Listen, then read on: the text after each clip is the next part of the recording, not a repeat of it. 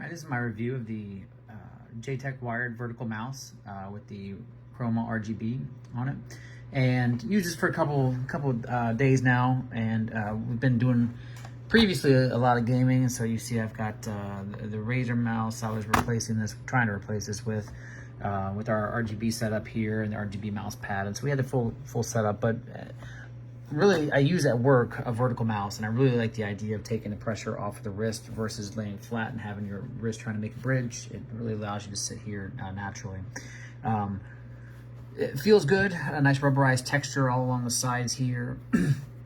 The buttons, 2-button standard wheel mouse, and then this button controls actually your DPI setting. Now, one thing that I found that's a little weird is that the color, without using the software that you'd have to download to change it, by default, the color indicates what your DPI setting is. And so you can, they have a chart which you can cross-reference this, but the red is 1600, and the blue is 800, and then that's 1200, 24, 16, and then back to 800 on that one. So you can kind of cycle through your DPI setting and get a optical kind of confirmation that you got what you want on there. I like the green because I prefer a slower DPI setting for my thing. In general, you see the pulsating of the RGB lights. That's controlled by this switch down here on the bottom, and you can sort through a couple different things. You can have kind of a rainbow effect and go through all the way different. You know, like you can have like a snake, it'll come through. All that's controlled by that button on the bottom. And then you can configure these buttons within Windows, or you can configure them once you download the driver software for the mouse as well. One thing I will have to knock on this, and I'm not exactly sure if this is a big deal for everybody, but it's a big deal for me. If you look at this, my gaming mouse, this thing slides easy peasy slides. Like there's still, you know, it's got smooth bottom, so it slides across my mouse pad, no problem, no effort. I can make quick adjustments, etc. If I come over here to this thing, I found there's a lot of resistance in this, and moving it across the mouse pad, it really seems to drag, and so it takes effort to move it. If you look at the bottom, it has same style pads, but they seem to just grab onto the mouse pad just so much more to give you so much effort that you've got to use to push this thing across the mouse pad.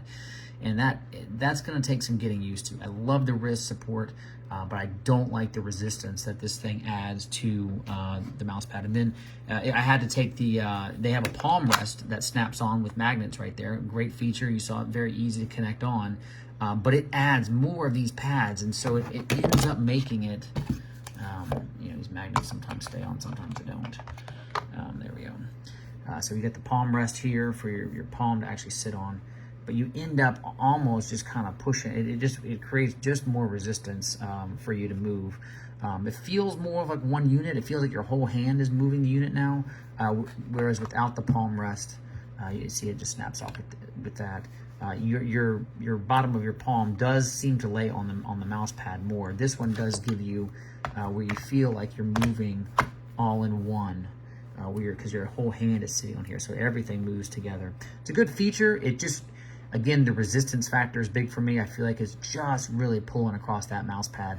So what I've ended up doing is sometimes tucking this pad under, and then over here it glides a little bit better off the mouse pad, but you know, it looks kind of wonky here and having to fold your mouse pad up. So anyways, that's the only knock I would say, is that the pads on the bottom do add some resistance.